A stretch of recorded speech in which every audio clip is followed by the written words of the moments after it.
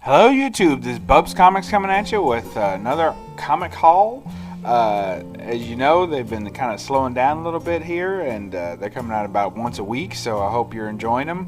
But they're bigger, they're better, and the books are more books that I'm more proud to own. So let's get into it.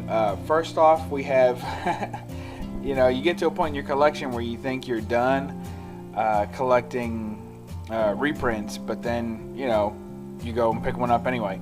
So here's Silver Age Classics Showcase Presents number 22. This first appearance of Green Lantern, Hal Jordan Green Lantern. So, you know, I hope everyone appreciates that. Like I said, it's one of those things where you're picking up reprints. I had the House of Secrets 92 Silver Age Classics, and then I ended up getting the House of Secrets 92. So here's Showcase 22. Maybe that's the next book that I'll pick up as far as off that line. Next we have Giant Size X-Men number 4. So this is a pretty cool comic. Follows his story there, Warbird or whatever his name is. Thunderbird. And I think I have all the Giant Size X-Men now, except there's only 4 of them. And I have Giant Size X-Men 1, and I think I have 3 and 4, so I'm missing Giant Size X-Men number 2. I know it's out there because I've seen it before, I just have never picked it up, so I'll get on that, and then that'll complete my little Giant Size X-Men run. I'll be happy about that. And speaking of X-Men, here's the first key book in this run, which there's several in this haul. Here is X-Men 141, an absolutely beautiful copy. A little bit of ding there. You know, for a low-grade collector, this is pretty nice. This is a lot nicer than a lot of the other books that I pick up. And as always with these books, I'm looking for some good centering here. I've got the comic code intact, a nice even bar across the top, so it's looking pretty good. This is number 1 in the Days of Future Past storyline. There's actually only 2, so pretty cool. I wish it was a newsstand edition. I like those newsstands, but we'll take this and be totally happy with it. So there you go. Uncanny XMen 141, a book I've always wanted. You know, when I was a kid, there's a lot of books that I could recognize by the cover. I said a lot. I'll take that back. There was just a few books that I could recognize by the cover as comic books that were important, and this would have been one of them. Always loved it. Thought it was cool. And now I finally own it, so I'll be on the hunt for 142 to complete that little storyline. Speaking of keys, next we have Marvel Spotlight number 32. It's the first appearance of Spider-Woman. You know, everyone talks about spec news and whether they think a character will get hot. This is just one of those moderately priced first appearances. Spider-Woman already is in modern comics as well. I'm not quite sure what the iteration of that really is, whether it's true to the original character or not. I know that she's had a couple of controversial comics over the years, with her being drawn a little too sexy or whatever. So I know that she's something of a divisive character in modern times. But you know, as far as the original Spider-Woman goes, they're pretty cool comics. And they really get into some of the mystical side of things and the horror side of things. Like they're more like Doctor Strange comics or Werewolf by Night. They're kind of in that vein.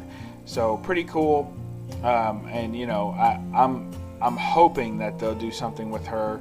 I like the costume. I never liked this costume. This is the one that kind of hides her hair. It's like a skull cap or something she's wearing. It looks pretty rough. So she only wears this costume in this comic. I mean, they may have brought it back later, but as far as the first volume goes, she only wears this costume in this comic, and then it continues on in Spider-Woman Volume 1, Number 1, which I also have around here somewhere, and then she gets the new costume where her hair flows out and looks way better. So don't be judging her on this old nasty thing she put on once. That's all I'm saying. So And then next you got another key here, Devil Dinosaur #1. This is one of those books that I have flirted with buying so many times. It's ridiculous. I've almost bought it, oh gosh, I can't tell you how many times. I've almost bought it in every way too. This particular one I got off Instagram, but I had been looking at buying it countless times. Did I get this? No, I didn't get this. I got this off mycomicshop.com. I've almost bought it on Instagram. I've almost bought it on Facebook. I've almost bought it in person at shops. This is a book that is often miscentered. It's very difficult to get this one centered right, or at least that I've seen. Most of the ones I've seen it. So it's one of those that has that black bar going down the side, and then it also has a white back cover. So because of that, a lot of times you'll see this pushed over this way and there's a bunch of white showing, but this one didn't have any. It's very neat. The corners are sharp on it, and of course you got to get that centering right at the top. So looking real neat. Everything looks perfect on there. There's Devil Dinosaur #1. Now there's only 9 in this first run, so I have 1 and 2 now. Probably pick up the rest. Some cool Jack Kirby art. I mean, to me, if there's, I don't think they'll do anything with Moon Boy, because the new version of Devil Dinosaur has Moon Girl in it. But by the same token, I think that they say that she's like one of the, they talk about Shuri or whatever from Black Panther being one of the smartest female characters in Marvel, comics or whatever. And I think that they say that this Moon Girl, not this Moon Boy, but Moon Girl, who's in the newer comics of Devil Dinosaur, that she's like one of the smartest characters in Marvel comics as well. So I really think that this is going to be one of those books that blows up one day. It's got everything you need. It has an iconic classic cover. It's got a great artist for its original run. It's Jack Kirby. It's Bronze Age, which is hot. And I think it's a short run, so that'll lend itself to being highly collectible in sets. So I really think that someday Devil Dinosaur is going to get his due. And he also pops up as a secondary character, Devil Dinosaur does, and a lot of other storylines. So he just like show up kind of like he does a lot of cameos in other books. Where you wouldn't kind of expect him, and all of a sudden, boom, Devil Dinosaur shows up. And I think really because artists like to draw dinosaurs. So, so they're like, hey, who can I put here that would be a little bit of shock and wow? And like, oh, cool, I want to draw a dinosaur. So they do.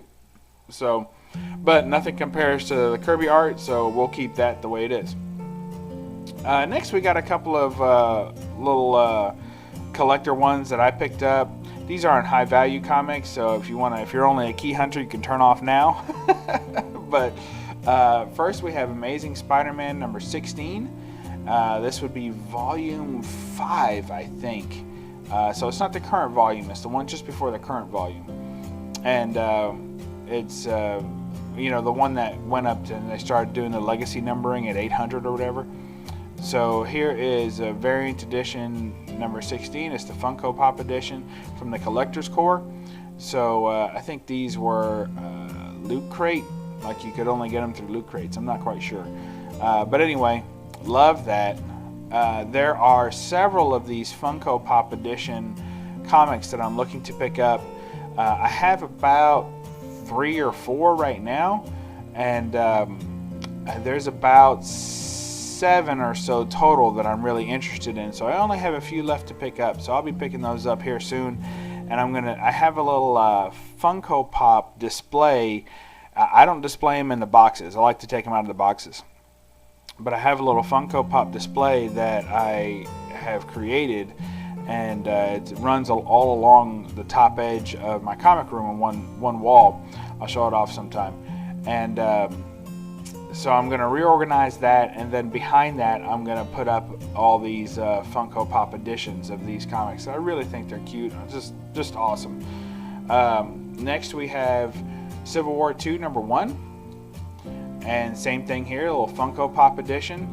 And this was also Collector Core, so this would have come in your Loot Crates. And there's Spider-Woman, which I think is awesome. Now, I've actually seen the Spider-Woman pop before, and I almost bought it. And it was at a store in the mall, and they price checked me at the register against eBay prices, and they were like, yeah, $32. I was like, get out of here, man. You can keep it for that. And I walked out. I hate getting price checked. And it happens at comic shops. I'm kind of used to that sometimes, even though I still don't like it. And when it happens, a lot of times I still walk out. But when you price check me at like a store in the mall, I'm like, what the heck, man? That's you guys should be just putting a price on there. And there was a bunch of pops that were normal price, and that's what they said. Most of those pops are only $10. I was like, okay, great. So I picked this one up, and they were like, oh, well, some of them aren't. I was like, what? And then they price checked me at the register on eBay when they sold eBay listings. I was like, you guys suck. So I never bought it, but kind of wish I had bought it. So next time when I'm in the area of that shop, hopefully they might still have one. They had a few, because I think it was an exclusive to somewhere. So there's not that many out there, but you can always just buy it on eBay. But that one gets expensive for as far as the pop goes. To me, if it goes over $15, it's an expensive pop. And this one I'm really, really happy with. This is the Rocketeer one-shot from IDW, and it's the best of Rocketeer adventures. So I don't know what you call a huge Rocketeer fan, because if you go to any of these Comic-Cons, you'll see some big Rocketeer fans, and there's guys dressed up in the Rocketeer all the time. My fandom never really gets that strong for too many characters. Mostly because, I couldn't dress as the Rocketeer. Like, that would look pretty funny. I'm kind of a big guy, so that outfit would not look good on me. Just a little bit too much going on. So you got a 6'3" guy walking around as a Rocketeer. It's with the helmet and everything. I might just take flight. So anyway, I don't think that I'm a huge Rocketeer fan, but I am a Rocketeer fan. I remember the Disney movie when I was a kid, and I really liked it. And just watched it here recently with my family. They hadn't, I think my wife had seen it before, but my son had never seen it, so they really enjoyed that. Just a fun movie, and it sticks pretty close to the original Dan Stevens story. And I'll be picking those up too here shortly. I'll be picking up the first appearance of Rocketeer. That's a fairly cheap book. I think it's Star Slayer #2.